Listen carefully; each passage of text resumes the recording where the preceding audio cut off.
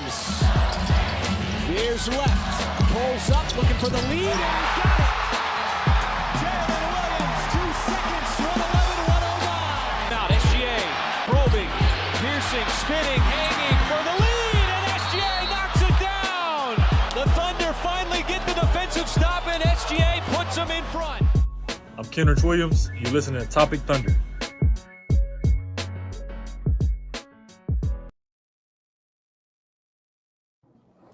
And welcome back, everybody, to another edition of Top Thunder Podcast. I'm your host, Dylan Hunsinger at Thunder Chats. We're part of the Believe Network. This podcast is brought to you by, actually, I'm not supposed to say that anymore, so got to break that habit. Anyways, we're part of the Believe Network in this Top Thunder Podcast. It's been a while since we got to talk, guys. You know, obviously, the Thunder advanced to the second round of the playoffs, beating the Memphis Grizzlies in 4 games in the sweep. That happened a week years ago. Hey, yeah. So we haven't had a podcast since then, but hey, we finally got some stuff to talk about because now we know who the second round opponent was going to be. Yes, today was a day of baseball. Today was the day that the Kentucky Derby was ran, but all eyes was on the NBA as Game 7 of the Clippers and Nuggets series was underway, and it was a crowd. The crowd goes mild with the way that the game ended. But before we get into that, I gotta introduce my co-host here. It's the return of the Mats. First, we got the tyrannical and the cockroach connoisseur no more, Matt Tierney. What up, Tierney? It's good. Update. I don't have cockroaches though. I have ants now. Man, I have an ant problem. I spilled something yesterday, I believe, and I thought I cleaned it all up, and I don't think I did because there are now ants in my my area that I'm currently sitting in. So I'm now the ant connoisseur. But I'm good. I missed like half the game, Game 7 today, because I was watching in the theaters the Thunderbolts movie, which was pretty good. I thought it was a decent movie, but watched that and then came back for the second half, and boy, oh boy. That third quarter especially, I don't know what happened to the Clippers, but the Nuggets just kind of just made that a very boring game very quickly. So, Thunder Nuggets. We'll probably get into some series predictions, but I'm just gonna go ahead and say, what was it? OKC, KFC, UFC, Thunder in 5, baby. We also got to talk about that, but before we get into that, also joining us is, I said returning to Mats. That means there's 2 of them, indicating plural. We got Matty Moles on the pod once again. Matty Moles, how you doing, sir? Man, I'm good. Summer's basically here. I just wrapped up my work for my bachelor's degree as a 40-year-old, but got it done. That's very nice. And then next week I'm going to be looking at joining an executive MBA program. So that's going to be pretty interesting juggling that. And I've got an internship I'm in now and one I'm going to be joining in July. And so just a lot of moving parts. But one thing that has not changed is Thunder dominance. And I'm really excited to talk about that and how it's going to continue on in for the next couple of weeks.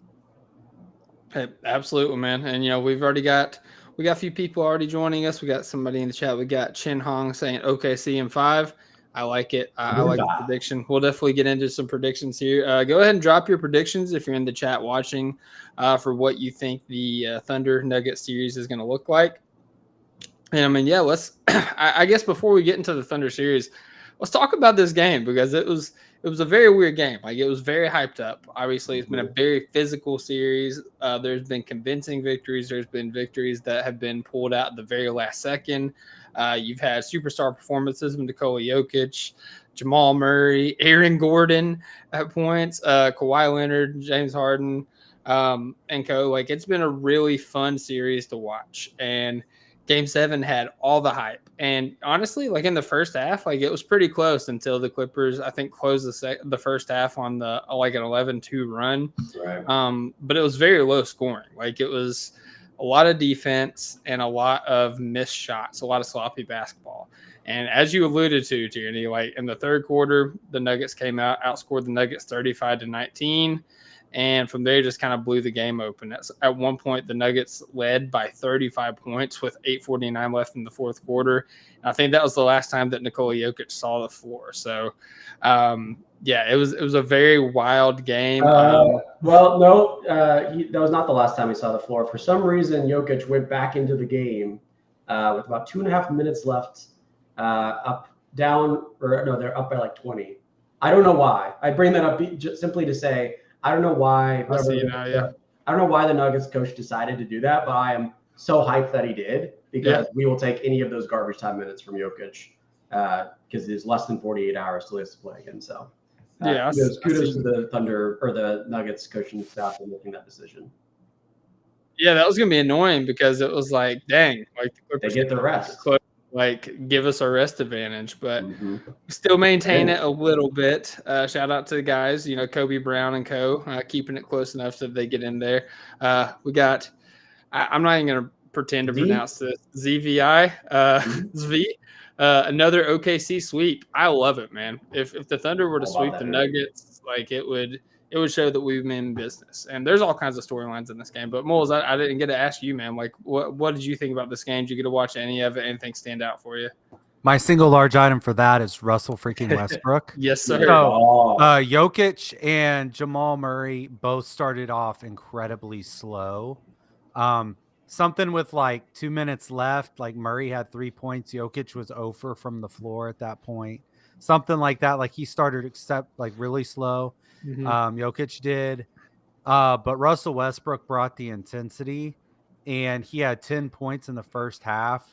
And just brought the energy that helped to get like, yes, they went banana sandwich in the third quarter, but that trajectory started midway through the second quarter when Russell Westbrook really put his handprints on the game. Russ, man, 16 points. He had 5 steals, 5 assists, 5 boards. Like 4x5, baby.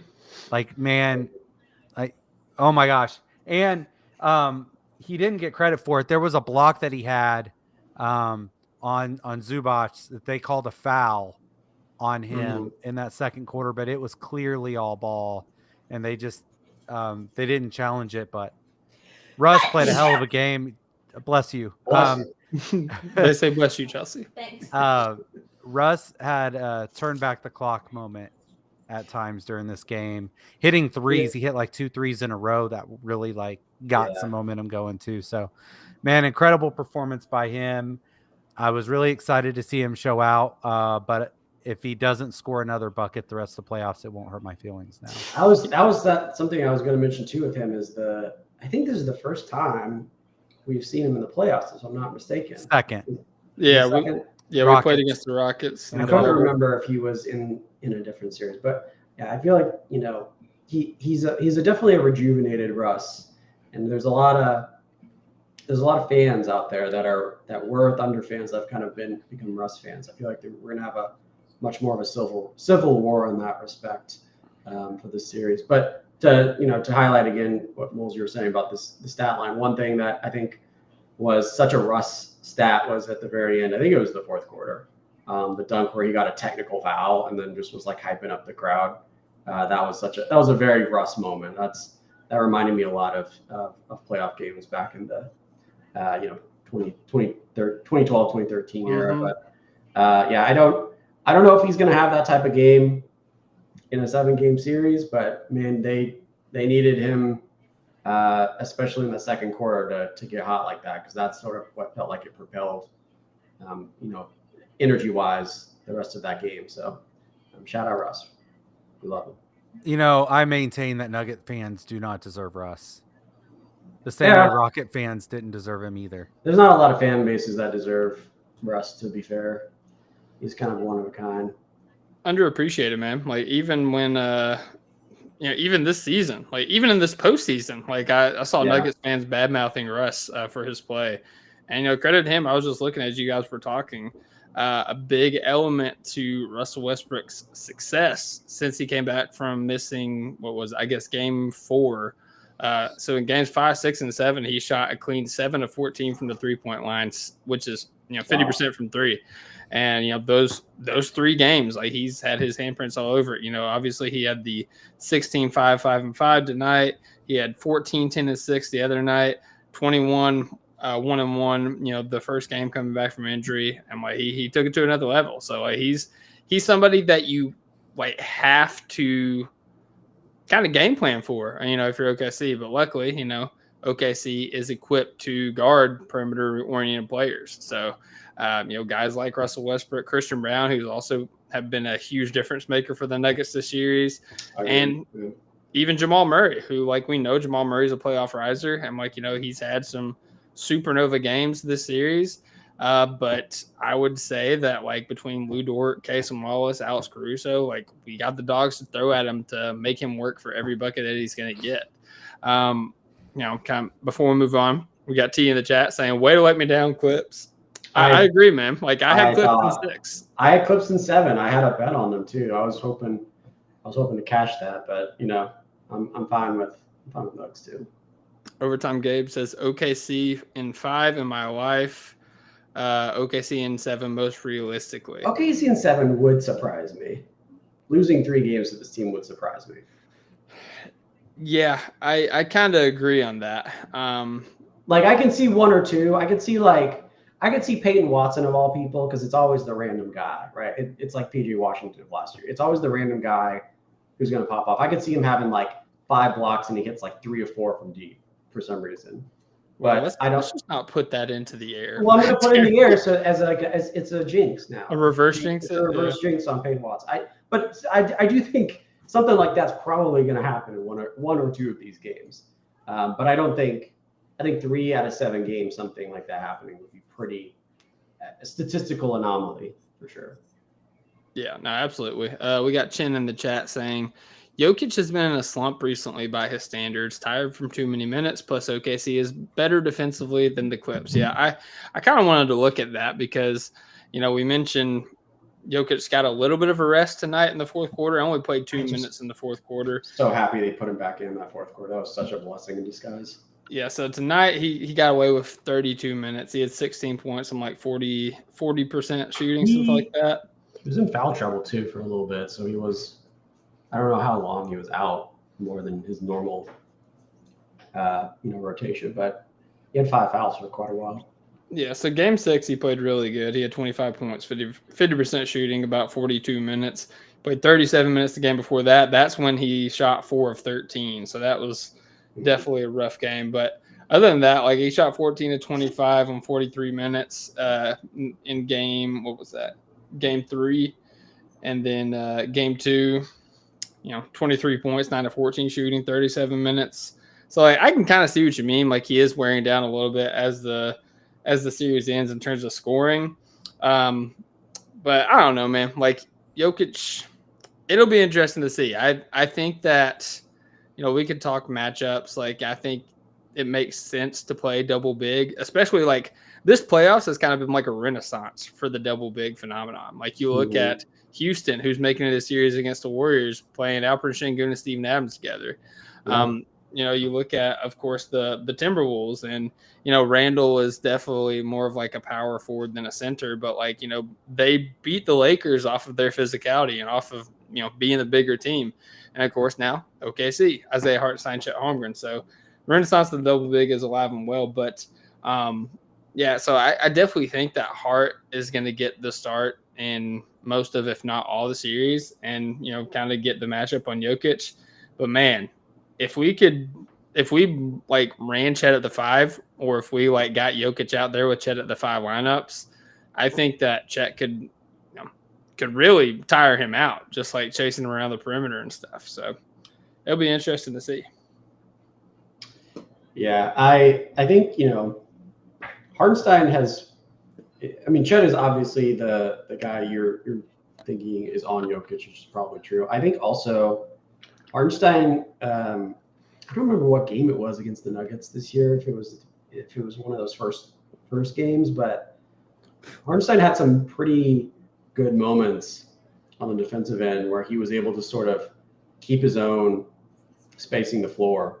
I remember one in particular where he was on MPJ and kind of locked him up, and I was like, oh, that was kind of interesting. So I don't know if that's going to be consistent or not, but to me that makes the double big lineup on that side of the floor.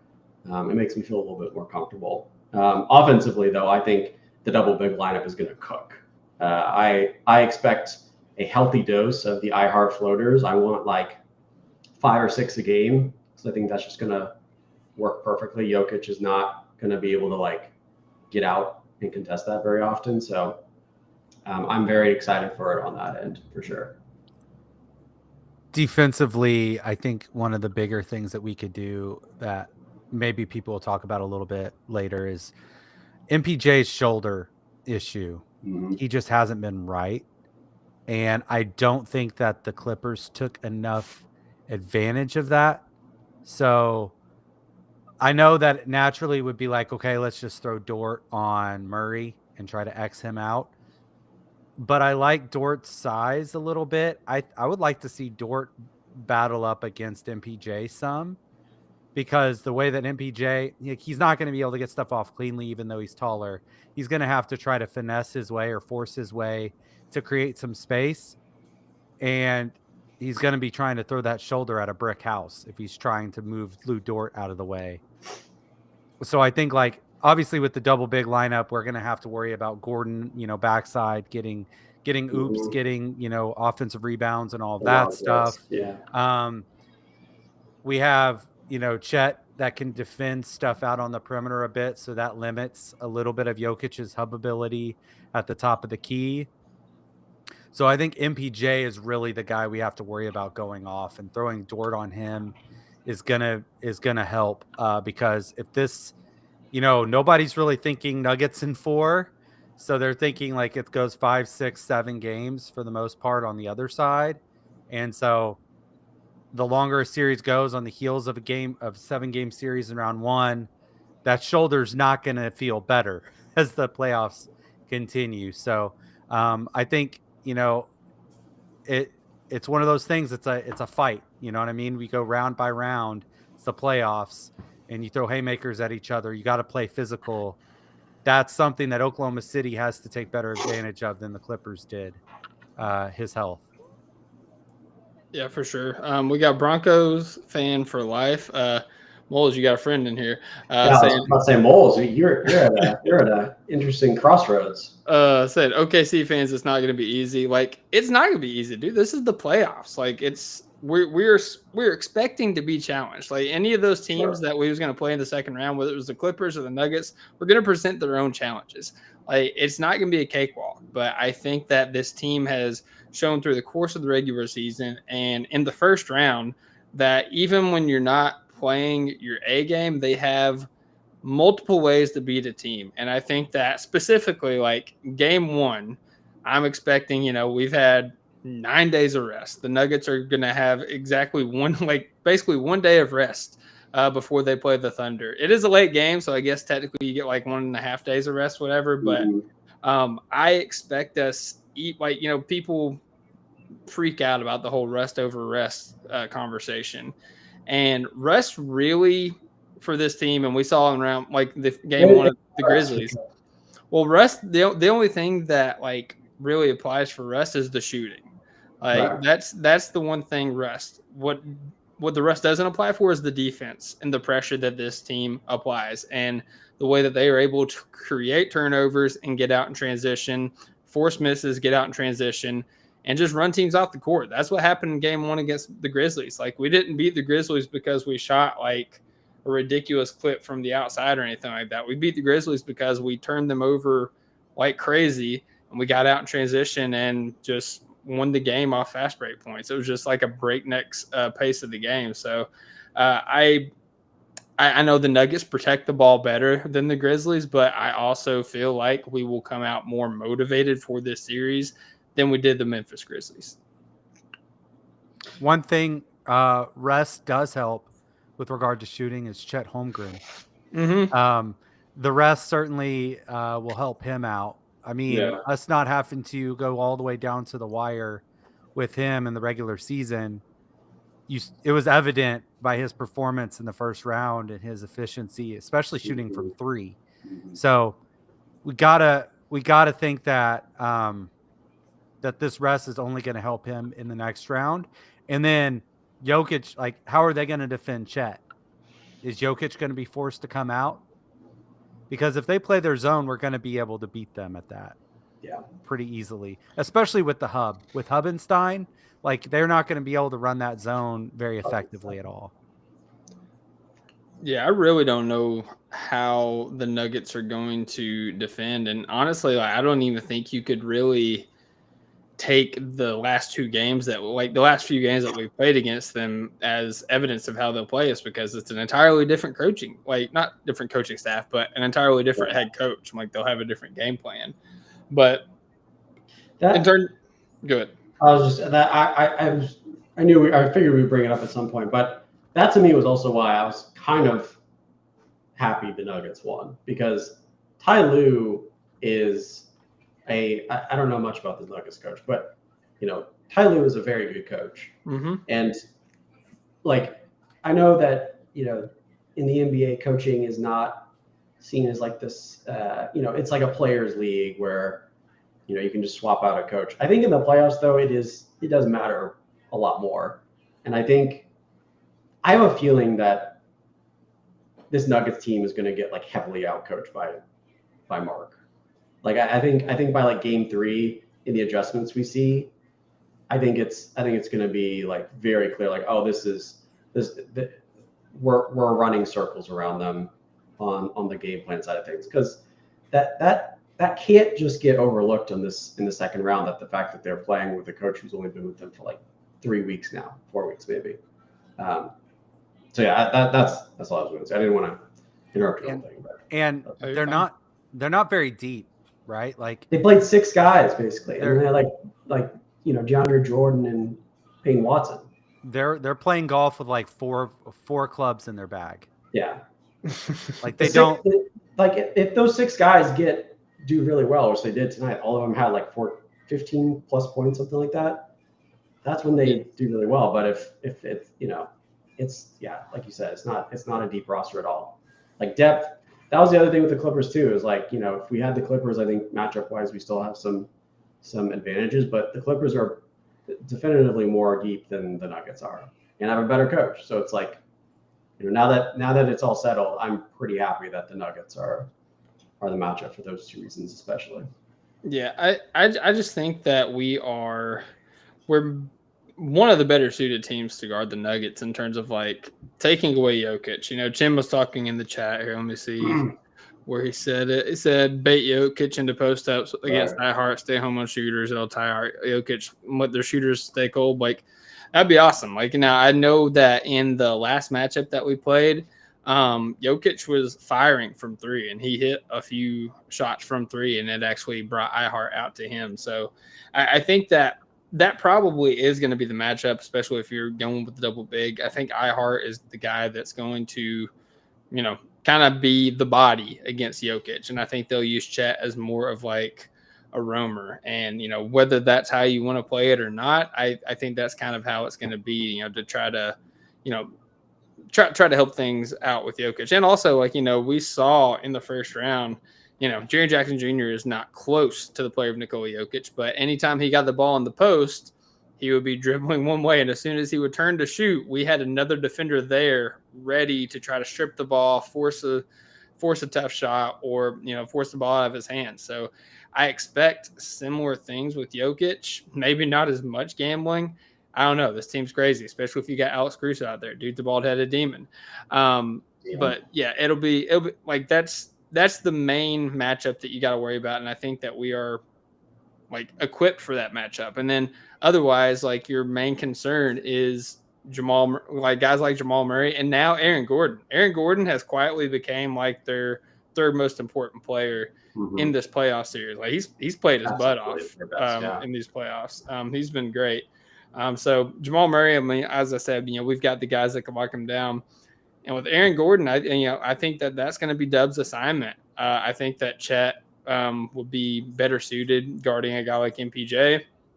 And I think that, matching physicality with Aaron Gordon, like that's going to be what Dub has to do. And, we saw in the first round, he looks like he's up to task on the offensive end, defensive end. He was phenomenal.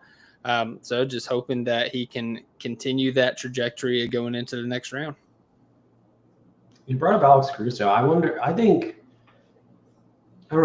think he's going to get more minutes than what we saw in the Grizzlies. But I think Alex Caruso on, I guess both, but either MPJ or Aaron Gordon could be interesting too, because obviously the size matchup is in there. But if you can get either one of those guys to put the ball on the floor, I think Alex Caruso could be a matchup nightmare for them.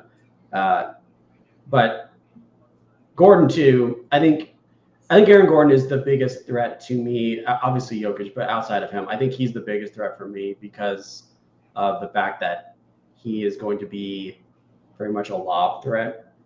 And especially I guess if Chet isn't on the floor, I feel like that is going to be a big area that they target the Nuggets offensively. Yeah, Shea will definitely have to be locked in off ball, because that's like the one gripe that anybody ever has with Shea on defense is sometimes he doesn't even necessarily go to sleep. He just gets caught ball watching when he's off ball, and he'll let the backdoor cut wide open. Now, that being said, I don't think Shea's going to be matched up against Gordon. I don't think that's going to be the issue. I think that he'll probably, if you're looking at just starting lineup-wise, I think that he'll probably end up guarding Christian Brown, thinking that Dort guards Murray.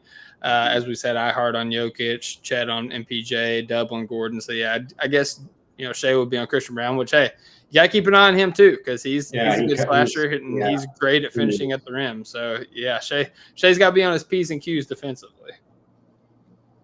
Yeah, Christian Brown has a lot of energy on the court, and I think that's definitely going to be a problem. Whoever guards him, he's definitely. I know Gordon, we said, is the third most impactful player in the playoffs, but Christian Brown is right up there. He has been. I was very impressed with his playoff performance so far. Would you call him the Nuggets X factor for you? I would call him the Nuggets X factor. Yes. Moles, do you have a different X factor, or do you agree with Brown? It's Russ for me. Yeah. I mean, because Russ brings energy when everything else is stagnant, and he has the ability physically to do things on the floor, even at his age, that nobody else in the Nuggets can do. He still is that athletically explosive at times. Sometimes it's to his detriment because he goes 100 miles an hour and he doesn't never need die to. by Russ.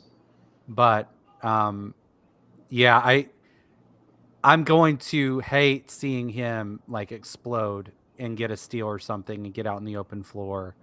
And I know that teams are going to play off of him in the corner, and they pretty much put him in the corner offensively for the most part. He's been, you said 7 of 14. He's been able to make people pay for letting him shoot. And so I don't want Game 6 Clay to happen. No. Russ.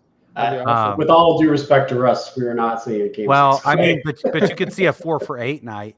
Something that really buoys them to. Even 4 of 8 seems a little. Yeah. You could see it differently with Russ too, because look at that overtime game. I think it was Game 3 for the Clippers. It might have been Game 2. I'm not 100% sure. You saw the full Russell Westbrook experience. People want to point out, what happened at the end of regulation and everything, but he got 3 or 4 offensive rebounds at the very end of the game. He was the reason that they even got it to overtime. Then he made the plays there in overtime to kind of push it out and win the game. So Russ is still a winning basketball player, and he's a guy that can swing games one way or another, honestly, just to calling a spade. And I do think that, as I said, the Thunder are a team that thrive off of turning the ball over.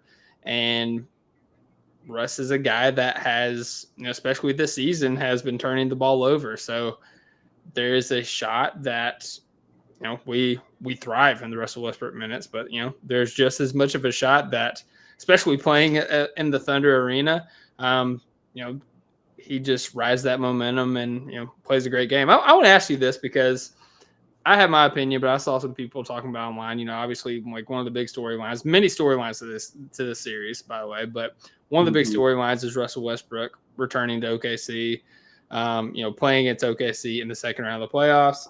Second time they met in the playoffs, but this is the deepest into the playoffs they played. famously, whenever Russell Westbrook checks into the game, we give him a standing ovation. It's loud. The answer is yes to whatever you wrote. Do you think it's like? Do you think it's gonna be thunderous though? Because I saw somebody say like the roar is gonna break like the sound barrier when Russell Westbrook checks in. No, not the sound, but it's gonna be. I think Dolan tweeted this. I just saw it. I think we're gonna have a very typical, but still very good ovation for Russ. And then as soon as that first sub in happens, it's just like any other opponent. It's just we're gonna win a playoff series. We love you. Kudos, salute, but that's it. I think it's one very good standing ovation, and then that's it. That's my opinion. Yeah, I mean, hey, that's fair with me. I don't think it's going to be out of this world. If that's a thunderous breaking the sound barrier, but it's going to be what it was whenever he was back here in OKC when he was on the Nuggets. It'll be the same type of energy. Yep. No, I mean, I'm fine with it. I just it's just, I mean, there's nothing like it in sports. Like, we've never seen anything like this in sports. Like a player that's so tied to a fan base and a community and everything that gets that kind of reception every time they come back. That it doesn't matter the level of competition. Mm-hmm. I'm with you. As long as it's the first time and it's not like every time. Every time is a little crazy. That's a little too much. Yeah, it's like I feel like that's a little extra. Like, definitely if like we're closing out the series and we're at OKC. It's like game 5 and they're about to lose by 20. I don't think that's a. Well, hey, like if he checks out, like absolutely, like standing ovation. Like, I'm saying when he checks in. When he checks out, if it's the last time, like if it's the clearly the end of the series and he checks out, I think by all means applaud for like 30 minutes. Yeah, he deserves it. Don't sit down. Do not sit down. Treat it as if we haven't scored a basket at the beginning of the game. Exactly. But yeah, no. I mean, my X factor for the Nuggets in this series, I mean, you guys both gave great answers with Brown and Russ. I think that I'm gonna go with Michael Porter Jr. because, as you said, he's treating that injury, but in those games that we played earlier in the year, he was a big part of. I think he had a really. I've got to look at it. I don't want to just throw anything out there. I'm going to go look at it real quick. But I'm pretty sure that game we played on March 10th, Michael Porter Jr. had a good game. You might be right. I'm looking. Let's see here. March 10th.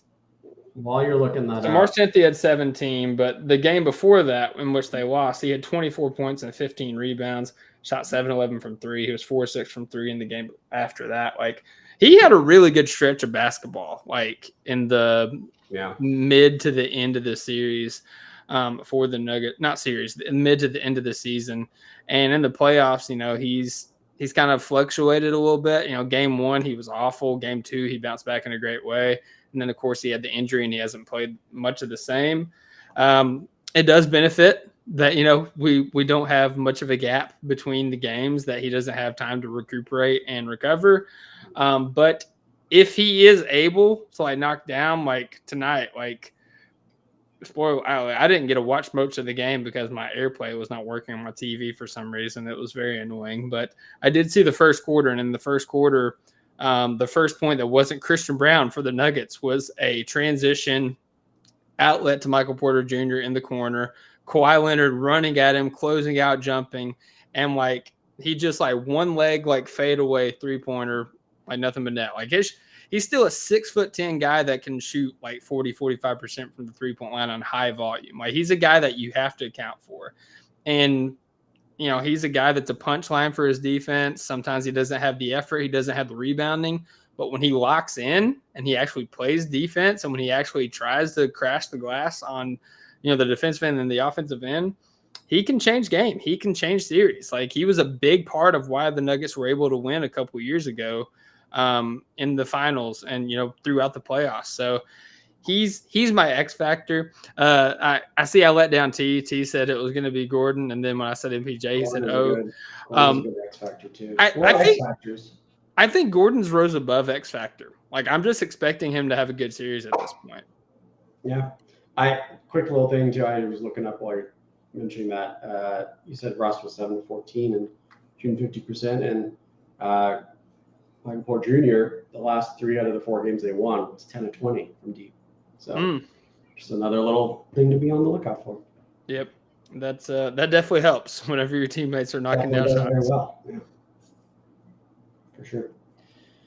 Yeah, we're saying all these X factors, but we also listed half of the 6 guys that play regular minutes. So we have a lot more X factors if you consider the fact that outside of our big 3, Alex Caruso is the biggest of big X factors. Casey Wallace is an X factor. Aaron Wiggins is an X factor. We out X factor their X factors. Well, Tierney, you just took the next set. Wait, who's our X? Wait, I was going to ask who your X factor was for us. Sheesh, Alex Caruso is an X factor every single. I don't even care the matchup. Chin said there's not many choices for X factor for the Nuggets. Fact. Yeah, or let's say I think 2 out of those 3 were 2 out of those 3 were starting roster. So is the point the X factor's got to be a non-starter? No, not a non-starter. It's just didn't follow that rule. It's more of I consider the X factor like a swing guy. Like if he has a good series, it can swing the series for you. If he falters, like it could really hurt. Like basically, I guess based off expectation. Because like I said, like I just expect Gordon to come in and play good. Like he's done it for like 3 straight seasons now. He's been great this year in the playoffs, and I think he traditionally plays pretty good against us. So I'm expecting him to play good. Christian Brown, he's still young. Russ, as we said, he's erratic. Michael Porter Jr. is going through injury. His effort is like questionable. That's why I think they're more like X factor players, if that makes sense. Okay. In that sense, I think Alex Caruso is like the definition of an X factor, regardless of who we play this series or any other series. Like his minutes tell a lot about how the game swings, especially for the second unit. So he is 100% my X factor guy. You got Moles? I'm gonna go a little off the board here. Okay. Isaiah Joe. I like it. He had kind of a quiet first series. He hasn't made a lot of noise in the playoffs. Of course, when you win the first game by like 1 million points, other people are gonna shine a ton. Yeah. But pretty like ho hum. He hasn't really gone off for a game where he's like 6 for 8 or 7 for 9 or something, which he's perfectly capable of doing from 3. I think he's going to have a couple of explosion games here where he hits 5+ threes. And that'll be huge because the spacing, they're already going to be tired and they're just going to have to honor him more behind the line, which will open things up inside more. They're not going to be in a position later after he's, killed them for 3 or 4 threes and a half. And maybe they expand their defense a little bit more. And then Shea has more room to eat inside later. I do think they're going to heavily guard Shea early. And I think what you're saying about Isaiah Joe hitting 5-6 threes because of that is a very good possibility. Because I think they're going to a little overcommit on the Shea side of things for sure. Yeah, and Tuesday's credit, he didn't have, like you said, like super high variance shot making or anything like that from 3, but he did shoot 8 of 19, which is 42.1%. So like still like marksman ability with the 3-point shot, just the volume hasn't been what it was in the regular season. And I agree, man. Like I think that if they load up on Shea, like we saw the Grizzlies try to do early on, like that was the one thing that was working for the Grizzlies in like the first 2 games because like that was their game plan. It was like load up on Shea, like throw, like they were throwing so many bodies at Shea that Chet Holmgren just had like 15 feet of space. Infinite space, yeah. Like it was very clear what their game plan was. And I don't know if that's what the Nuggets are going to do, but if they do, like, Isaiah Joe absolutely is a guy that's got to go out there and make them pay. Kind of touching on that question, shout out to Bowler Jack. We love Alex Bowler Jack in here. Says, but who will guard Shea? Traditionally, we've seen Peyton Watson Jr., kind of out there as the guy they called upon in the past couple seasons. I think that this year, though, it's going to be Aaron Gordon. We've seen them have their duels in the past as well. And early on, Gordon's length and physicality really bothered Shea, but as Shea grew and got film and experience playing against Gordon, he's kind of dominated that matchup as well. He hasn't really let that bother him as much. But as we said, Gordon's a primetime player. He's a playoff player. Like, he's a playoff riser. And in the last series, he was a big reason Kawhi Leonard had kind of an off series. After that explosion in Game 1, Aaron Gordon drew the defensive assignment and really got into him, really made him struggle. So I expect it's going to be Gordon personally. Tierney, I think I heard you say Christian Brown. I pray they send Christian Brown. I would have, I mean, you said Aaron Gordon makes a lot more sense. I would have assumed Christian Brown, and I would have loved it. But yeah, Aaron Gordon makes way more sense. That's why I'm not an NBA coach. Fair. Yeah, my X factor. So you said Caruso, you said Isaiah Joe. Great choices, by the way. I'm gonna say Kenrich Williams, man. I think this is gonna be a Kenny Hustle series. We didn't get to see him play much against the Grizzlies because they're a much younger team. They like to get up and down the floor a little bit more. I think the Nuggets is a team that kind of executes in the half court. They're obviously bigger. They're physical. I think this is going to be where we get to see some Kenrich Williams burn. And, again, I'm kind of looking. I'm going to go back and look a little bit at what he did in the prior matchups. But I think historically, Kenrich Williams plays pretty well against the Nuggets. Even going back to when he had to be our small ball big like 2 years ago when Chet was hurt. So I'm going with Kenny Hustle. He was underutilized against Memphis, but I think this series has his name all over it. Yeah, that's not what I would have thought of. But yeah, I mean, that goes back to sort of like the high effort plays that, like, for my guy Caruso, I think we're going to see. Kenny Hustle's right up there, so I could see that happening. Russ on Shea, Chins and chat would be interesting as well. I don't know how much we're going to see of that, but I would also, with all due respect, I would love that a lot if Shea got Russ. If Shea was able to hit him with something and then did one of these after. I mean, I don't think Shea would ever do that, but I think that would be an incorrect move on Shea's part if you were to call out the dog of Russ. I don't think we need more of that. Yeah. I mean, I love Russ, but maybe that would be the thing to do. You live or die by Russ. We have these games of Russ where it works, and then we have Game 6 Russ from 2 days ago where he was missing like layups. But real quick, we got Chen Hong in the chat saying Wiggins would absolutely cook Nuggets D. I think he could pop off too. That was the other X factor we didn't mention yet. Yeah, I like it. We got Bojack also saying I think iHeart's play will win us 2 games. I like it. I like 2 games. I think iHeart when there's definitely a possibility where Jokic is just guarding iHeart for 20 minutes in a game, and I think he can just pop off. I think he averages like 5 of 6 from the floater per game. Oh yeah, I love it. The floaters are going to be plentiful. He had 20 points against Jokic in the last matchup. The game we lost, but hey, 20 points. It's just, I think he can cook easy. It's so good because if they crash on that, trying to take away the floater, the back door is just wide open. You can see the floor so well. Yeah, it was a lot of options. Yeah, I mean that's what's so great about having iHeart, man. Is like also I gotta say, Devin said OKC in 6. Sorry, I tried to get that out there a couple of times.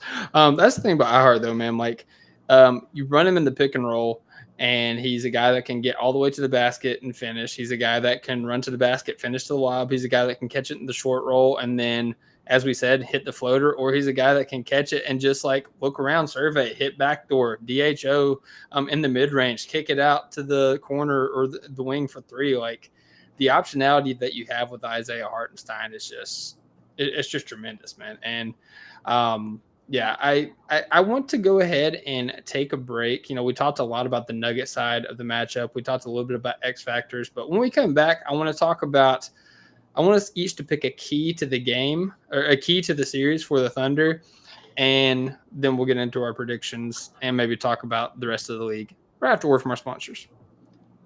BRB, we're on the break, but I'll be back soon. Wow, that's great. You guys keep going. You guys can keep going. And we are back after word from our sponsors. Guys, Thunder Chats, Matty Moles, Matt Tierney here. We're talking about the Thunder's second round series against the Denver Nuggets. They lost, or they won tonight in 7 against the Clippers. So we're previewing. We talked X factors. We talked about Nugget strategies. We talked about a lot about that. But now we're going to talk about keys to the series for the Oklahoma City Thunder. Moles, do you have a key to the series? Or you want me to kick it off? I got a key to the series. So we did talk about that stuff. It's going to be Chet. And I know that the easy thing would be to say Shea going against the guy who's going to finish second in MVP voting. And that's certainly going to be an exciting storyline to talk about. And Russ coming back home. But the crown jewel of the rebuild for what we got as far as draft goes and tanking was Chet Holmgren. And Chet Holmgren has the ability in any series to be that guy and to stabilize. His ability to hit threes and to put the Nuggets in defensive hell, already Hartenstein is going to have an impact because of all the things you said before. But really the key to the series is going to be, okay, you guys are stacking the paint and going to let stuff on the perimeter slide. Chet Holmgren is seeing a big bucket these days, and he's splashing it home with ease. His ability to stay engaged there, so that on the defensive end, he has, help blocks, and he's super involved, and he's doing a lot of those hustle plays to get us out in transition. As Chet Holmgren goes, so do we in a lot of aspects, and I think watching him, if he has a bad game, it's going to be hard for us to put our stamp of dominance on a game, and it may be muddier than we would like. But if Chet Holmgren comes out guns blazing and he's engaged on the defensive end, like, that's curtains. I don't see how Chet has a big game and we lose. Yeah, and if first round was any indication, man, that's what we're gearing up for, man. As we mentioned, the 3-point shooting, the rim protection. We talk about defense, but the rim protection is elite. I think I saw he was shooting people were shooting, I think, sub 40% at the rim against Chet Holmgren, which is just 38 or something. Absolutely nuts. And that will be put to the test, with Nikola Jokic in tow, and then, of course, Aaron Gordon, guys that play around the rim. So, if we're going to win the series, we need Chet to have a good game. Tierney, you ready for your key to the series, or you want me to go? I mean, I was going to just piggyback off that a little bit. I think the thing that offensively, at least, Shea is not going to be necessarily the guy that you can rely on 100% in this game or this series, because I think they're going to do whatever they can to get Shea to give up the ball. And so that's why Chet, like Mole said, is going to be a big factor of this game. And I think Dub too. I think you need both of those guys to do kind of what they did in the first round against the Grizzlies, where they were with Chet, he was getting a lot of space and taking advantage of that. He was also hitting a lot of his shots from the perimeter. I think on Dub's side, like, the passing and playmaking was very just very clean, very spot on. And I think that was a huge factor in that series as well. I think if you get that again in this Nuggets series, that is going to be what solidifies this series in 5 or 6 games. If those two can do exactly what they did in the Grizzlies series here against the Nuggets, especially if Shea is getting locked up a little bit more than normal, then you're going to have some pretty fun games. That said, I was pulling up the stats of Chet and Dub in the last couple of games against the Nuggets, which it looks like they had a back-to-back in March, and then Dub got hurt in the second one. Dub got hurt in one of them, so we played 14 minutes. So I kind of removed that one a little bit. So if you remove that one where he got hurt, Dub was averaging, I think, like a little less than 3 threes a game on like 40% shooting. So that's very good. He was averaging also, if I do some quick math, like 27 and 6 as like a stat line and had like 5 steals among those 3 games that he wasn't hurt. So that's promising for sure.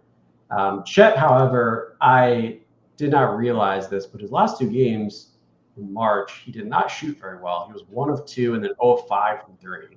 Yeah, he was still kind of recovering from the whole injury thing. I think he missed the 2 games before that. Yeah, it was pretty early on in his recovery, so there's that factor. But at least for Dub's side, that's pretty promising because it's clear like he's been able to offensively do very well against this team, and I think he can because I don't know exactly who would be guarding him. I don't know, like I always suck at like who the defensive matchup would be, but I think it would be like either Gordon or MPJ. But either one, I think he would do pretty well on. But yeah, like I think Dub is going to be a big factor in this game, not especially with Shea getting as much attention as he will get. And if he can have the playmaking passing that he's capable of, this can be a very easy series. If not, it's going to obviously be a lot harder. So yeah, you know, I said that I think Aaron Gordon will be guarding Shea, but Gordon might be guarding Dub, man, especially after the first series. You know how impactful he was, how big he was to the Thunder. You know, pulling off the sweep. I can see Gordon guarding Dub because otherwise you're gonna have. If you had Gordon on Shea, then you would have to put like MPJ on Dub. You know, just to, like match the height, and then you don't have nobody. Like you have like Christian Brown or Jamal Murray on Chet. That's not gonna work out for you, I promise. Yeah. So I mean, unless they draw like DeAndre Jordan a couple times, but that's a little crazy. Yeah, so unless they, I guess it'll be between Peyton Watson and Christian Brown for who's guarding Shea, Mm-hmm. and Gordon will probably be guarding Dub. After I think about it, I think that might be how it goes, and I mean that goes to my key to the series. I want Shea to be aggressive in this series. You know, we saw he kind of went. He wasn't super. I wouldn't even say he was passive. I just think that he was keeping his teammates involved. And he talked about all series, like all season long, like this. Last year we saw that Shea couldn't do it by himself, and he was literally doing it by himself. Like he was doing everything that he could to win the game, but Dub wasn't ready. Chet wasn't ready. The guys wasn't ready. He took this season like an MVP season. Like he's gonna win MVP. I saw somebody in chat saying like we're gonna see who the real MVP is in this season or in the series. We already know the MVP is. It's Shea, like with a bullet, like it's over, like case closed. He had an MVP season. It could have been even better. Like there was games he could have had 50, 60 points that he ended up scoring like 40, 45, low 50 points. And it was because he was trying to keep his teammates involved. He was trying to keep his teammates in rhythm. He was trying to get his teammates reps and experience in different moments of the game, like against different defenses, like having them step up so that they are ready in the playoffs. And we saw it like the fruits were bared against the Grizzlies, no pun intended, with Jalen Williams and Chet Holmgren specifically, Isaiah Hartenstein as well. We saw all the role guys step up in their own way. So I think that is going to carry over into the Nuggets series. Those guys are confident, they're empowered, they're well rested. And now Shea is going to get to step up in the driver's seat like we know he can. And like we saw in game 4, if I don't remember I don't think either one of you guys were on the pod with me in game 4, but how I talked about you could see a stark difference with how Shea approached game 4 compared to the first 3 games of the series. He was aggressive. He got to the rim. He got to the mid-range. He didn't really start shooting threes until later in the game. And he applied pressure on the defense. And, it was Shea's best game of the series. And it was like almost like, oh, wow, he could have been doing this the entire time. And I think that we see that from jump against the Denver Nuggets, especially if you got somebody like Christian Brown on him, guarding him to start off the series. Like, I think that it's going to be barbecue chicken. And I think that, the days of Shea scoring 10, 12 points to start the game in the first quarter are going to be back in the playoffs. I think that Shea is going to have a phenomenal scoring series specifically and all the other stuff as well. I think that if there's anybody that's going to be locked in for the series, it's going to be Shea Gilgeous-Alexander. And I think that he was biding his time. He was playing a chess match in the first series, and this is where he's about to step up. And, It is rumored that there's going to be a new Shea 001, 001 colorway dropping in this round of the playoffs, which is just dope that Shea has a different colorway for every round of the playoffs. I hope it gets all the way to the finals. We do need some better shoes because there was those shoes those first couple of games of the first round were not doing it. It's rumored it's going to be black. It's going to be an all black shoe. You know, we're rocking the black uniform. I'm hyped. We're going to have the alternate court. They've got black T-shirts. It's going to be the first blackout in Thunder history. I'm so hyped for that. It's going to be so awesome to see. I think that Shea's going to just have a monster series. And even if they try to switch off to where, they're loading up on Shea, as we said, first round all season long, these guys are empowered, they're confident, they're ready to knock down those shots if they get locked up. So yeah, Shea's the key to the series, and he is going to show the world why he is the MVP. So with the 4 colorways, he has to keep the butters for the finals, right? I mean, that's just you gotta have just how he's played them. Yeah, tried and true. I mean, it's just because he's going to be holding that trophy afterwards. Mm-hmm. But yeah, officially, Jokic's MVP candidacy is going to die, so we should wear black in memory of that. Yes, that's why they wore black. And it might happen this week, right? Do we just think like a funeral baby? Do we think that the MVP stuff comes out this week? I think so. It certainly would be a good time for it. I think they waited so long. When was the last awards announcement? Was it like a week ago now? No, it was Thursday. They had one Thursday. I don't remember which one it was. I think it was Most Improved. Most Improved was on Tuesday. I guess I'm I don't know which one it was that they announced, but I know they announced. Daniels was the last one I remember. Yeah, so yeah, that was Most Improved.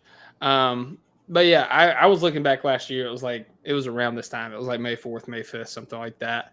I think that they announce it sometime next week. I wouldn't. It's perfect that it's the Nuggets Thunder and they announce it. It's gonna be on TNT when they announce it because that's just what they always do. Game 1, 2, or 4, because game 3 is ESPN. Yeah. Probably gonna be game 1 or 2 then. It'd be game 1 or 2. I would say, yeah, for sure. So. Are you saying within 48 hours there's potential for us to know that Shea is the 3rd MVP winner in OKC Thunder history? I'm saying it is very likely. I'm going to celebrate tremendously on this YouTube channel. Hey, Chin said hope Shea has 4 colorways ready. Absolutely. T, I've got to strike you down, man. I need some red Octobers for Shea's colorways. No red, man. No red. I have a study. Shea plays worse in red shoes. Red is bad. We all in the Topic Thunder podcast know red, no good. We need no red. No red. Or some 3M Python joints. I'm going to pretend like I know what those are, but hey, they sound better than red. As long as there's no red on them, I'm down. But yeah, no, I'm very excited for this series. I think it's going to be a fun series. We'll get into predictions here in a little bit, but yeah, I think that they're going to announce the MVP, and like the storylines are going to be crazy, man. Like obviously you got the top 2 finishers for MVP in the last 2 seasons facing off against each other. You've got Russell Westbrook coming back home.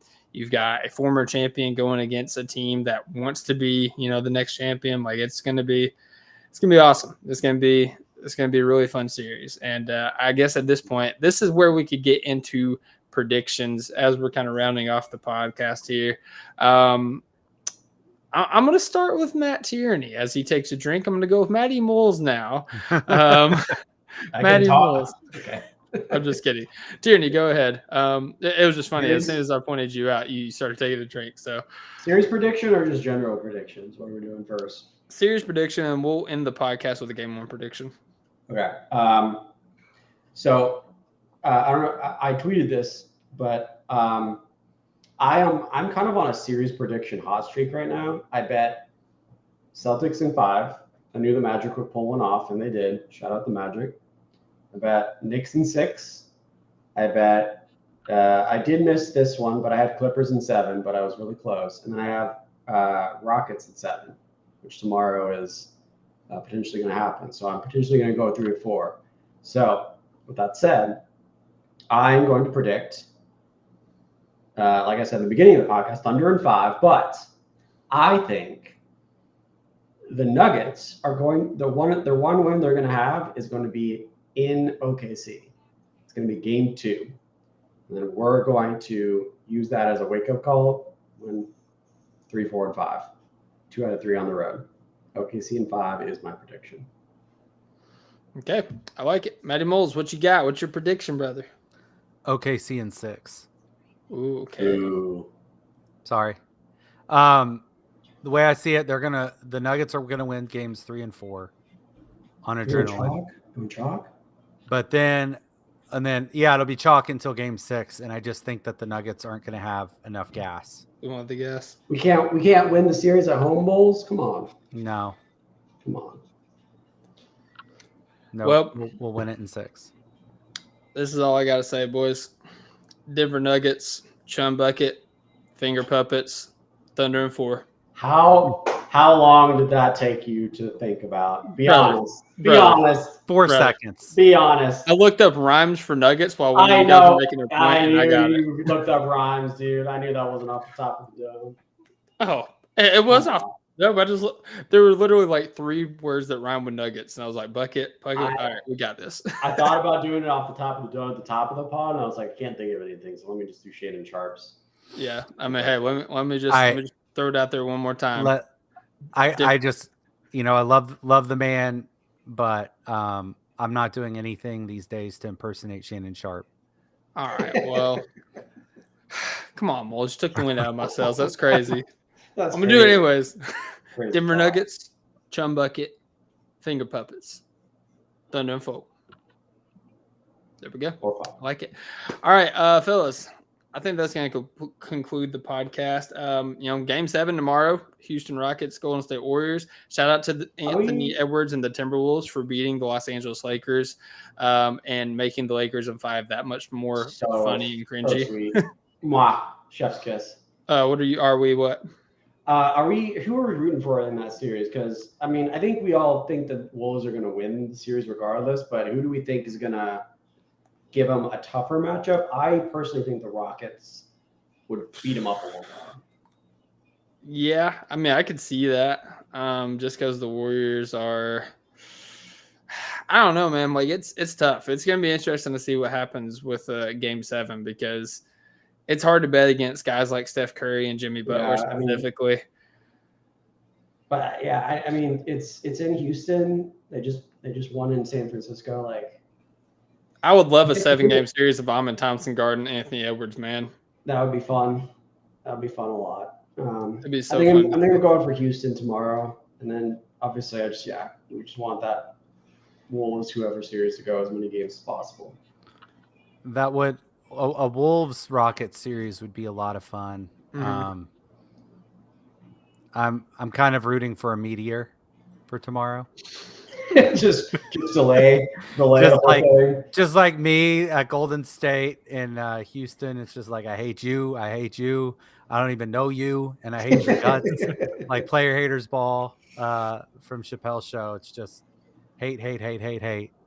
Both of those teams can kiss my entire ass, and I just what a way to end the pod. The whole thing. All of this energy to end the pod. All of it. So, but real talk, I do think the Rockets would have Minnesota in hell for a bit, and it would actually be a more physical series for them, trying to get through.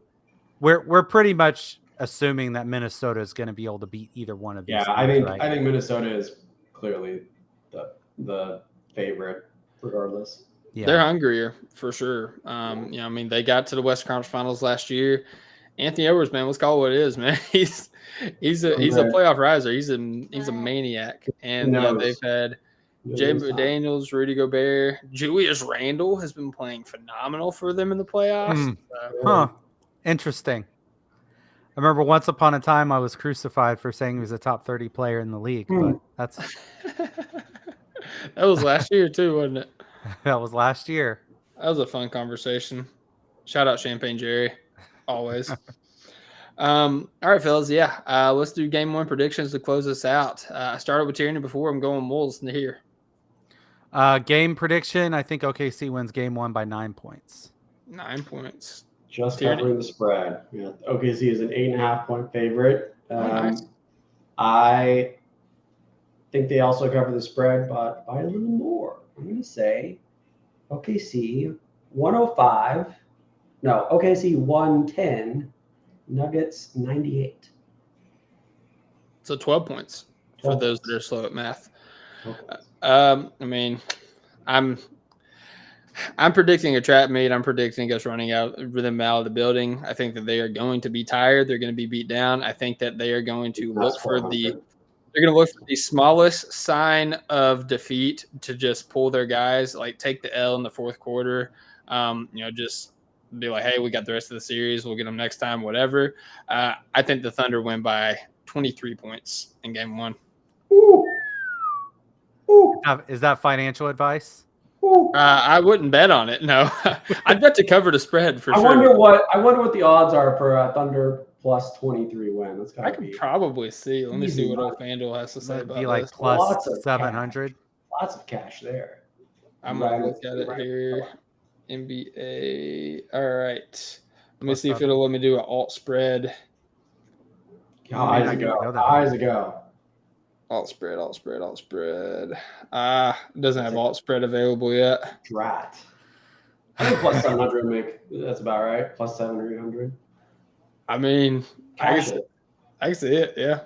Cash I'm it. putting my whole paycheck on it. The whole my entire salary on plus No, 23. No, I'm not dumb. I'm not dumb. I will wait until responsibly. I will wait for like that Christian Brown like 3 threes or something in the first quarter and us to be down like 12-4 and then go put in a money line or something. Mm-hmm. That's on when to do it. the betting people on our group chat. Whenever the Thunder go down at halftime, it is guaranteed money. It's printing money all season. Bet Thunder money. You can hit money line. You can usually go by at least 10 points. Because you alternate spreads for all I care. It's just free cash. Yeah, so there you go. Betting pro tip for you guys. But yeah, man, I think it's going to be a fun game. I think we're going to come out motivated. I think the crowd is going to ignite the players. Cookies and cream are going to be cookies and creaming. New shirts coming soon. New shirts coming soon for the cookies and cream. Very soon. It's going to be fire. We're actually also working with possibly getting another MVP shirt out with another Thunder designer. So keep an eye out for that as well. But yeah, with that being said, guys, Thunder play Monday night. We will be back again post-game live, win or lose. It's been 84 years. Yeah, it's been so long. Like I've just missed watching Thunder basketball. I appreciate the rest advantage, but I've missed Thunder basketball, bro. So, yeah. With that being said, thank you guys for all that have joined the chat. If you're still here, drop your predictions in the chat. Of course, we got to have those. Go ahead and like the video. Subscribe to the channel if you're not already. Hit the notification bell so you don't miss out when we go live. Like when we go live after every single game the Thunder play this postseason, and maybe more depending on what happens. Maybe we go live for an MVP announcement. We might. Who knows? We'll see.